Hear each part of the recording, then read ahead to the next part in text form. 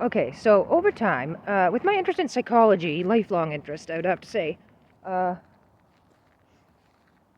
some time ago, after I started having an interest in autism, uh, I think it was after that, yeah. Then I also started to have an interest in personality disorders. They are quite interesting. Like, I already had an interest in borderline, kind of from that movie Girl Interrupted. Like, some of them you've heard a bit about. I had an interest in antisocial personality disorder. I'm pretty sure that a person with ASPD can be called a sociopath. I might have that wrong. But, like, that's kind of like sociopath has to do with the social part, right?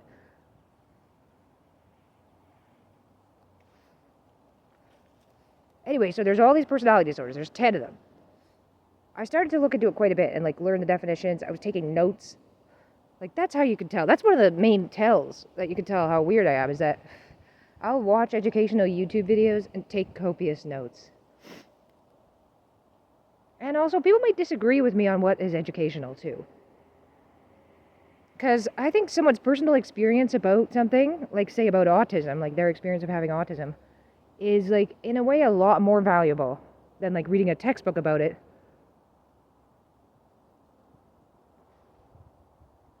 Like, there's a much more increased chance of feeling like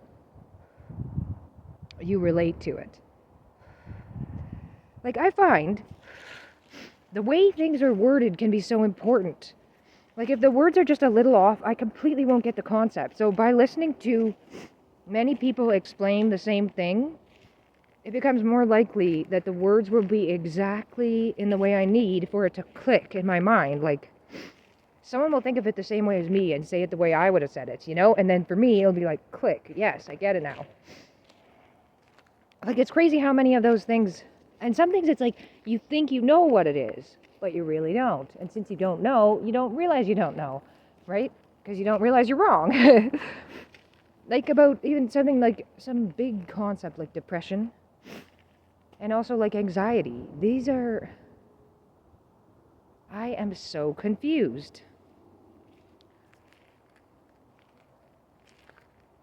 Well, one thing that always confuses me with depression is the low energy. Because I think I always have energy. See, and then that makes me think, well, maybe that's because it's not depression that's a lot my problem, it's more so anxiety. Does anxiety feel like that? Like energy, you have to just keep moving around.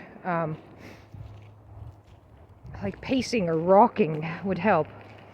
I haven't really been a person who rocks. I mean, I will, like, I guess probably sway. Like, definitely as a cashier, you kind of like sway from one leg to the other so your legs don't start bugging you. Pacing, definitely. I've done all my life. I always do that.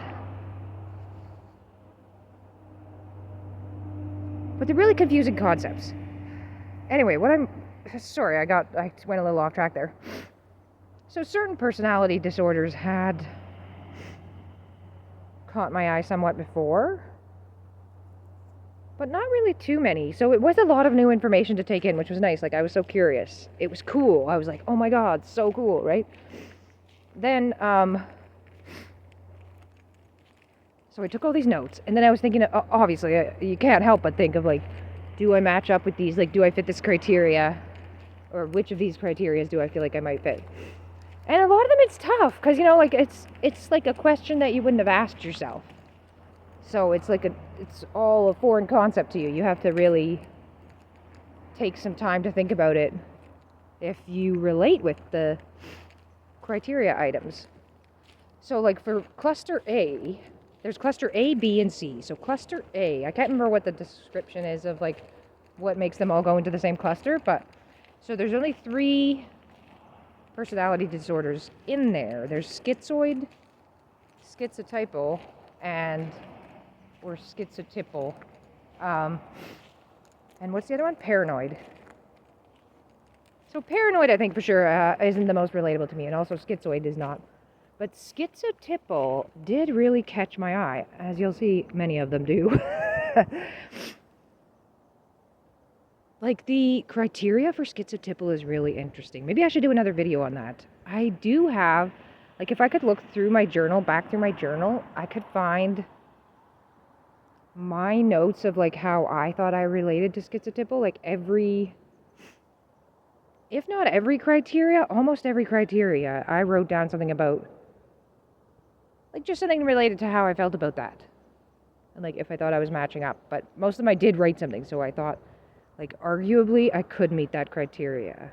But it's in my opinion, and you could never diagnose yourself. Or maybe I shouldn't say that, because I basically have done that with autism.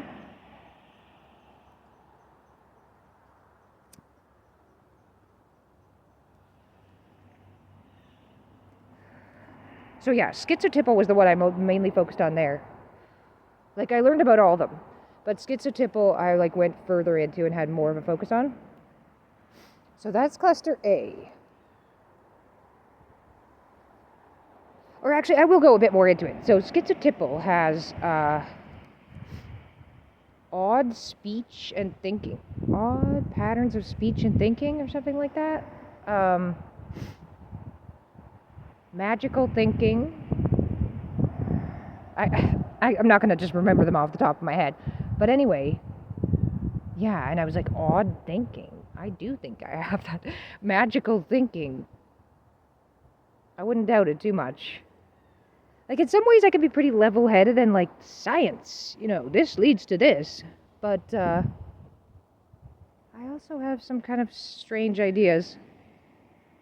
Sometimes I can be a bit out there, Okay, so, continuing on to cluster B. So, cluster B, my psychotherapist had given me a diagnostic impression of borderline and ADHD. So, borderline personality disorder, BPD, is one of the cluster B personality disorders, which are described as dramatic and erratic, which does sound pretty intense. And not every criteria is one that I feel like I meet, like inappropriate anger. I'm not sure about that. And people talk about borderlines as if they're, like, intimidating and stuff.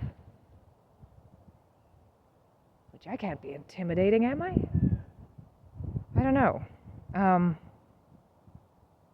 But having heard it described that way made me wonder if my dad could be a borderline. He is intimidating. But also, I think being unpredictable is a scary thing in a parent. And that worries me, because in some ways I feel like I am unpredictable. I'm very unpredictable. My dad was unpredictable too. It definitely felt like, from my perspective. And it was stressful and scary. Like, I hope that's not how it is for my kids. Anyway, I got a little off track there. So that's BPD, unstable relationships, emotional lability. So basically it just means, like, extreme moods. Anyway, so yeah, BPD.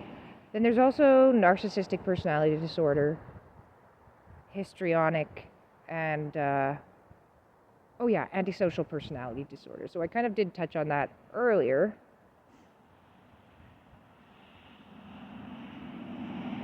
In a way, it's hard for me to, one thing is, among cluster B, if you have one of the cluster B personality disorders, which I'm not saying I do, but I might, you could have traits from the other ones. Also, if you have a personality disorder, you are more likely to have another one. So, like, possibly looking at all these. Like, for one thing, she could be wrong about which one I have. But also, I could have more than one. Doesn't that just seem impossibly confusing? Anyway, yeah, ASPD has things like reckless disregard for the safety of yourself and others. And also, like, committing crimes. I don't know, yeah. Off the top of my head, I can't remember that many. But maybe one of them is, like, feeling the rules don't apply to you.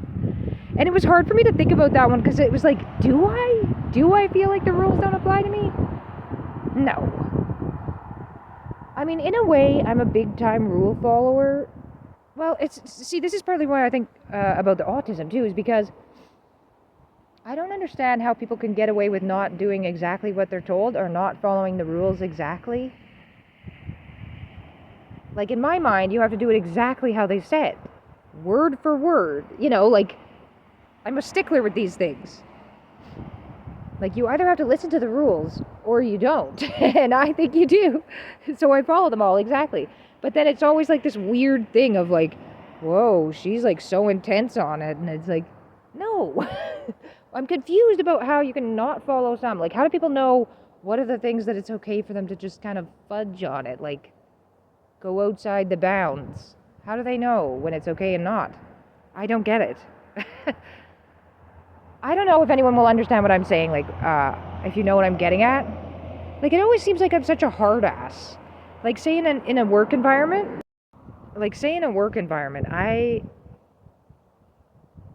like, it comes off as kind of unfriendly. And I'm not, like, judging other people. I'm not, like, saying to them, like, you're supposed to be doing this and, like, a teacher's pet kind of thing.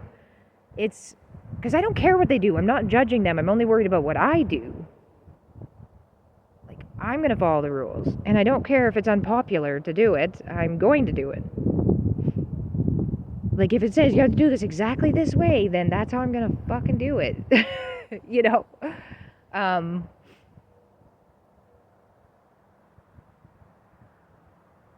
But on the other hand, there are rules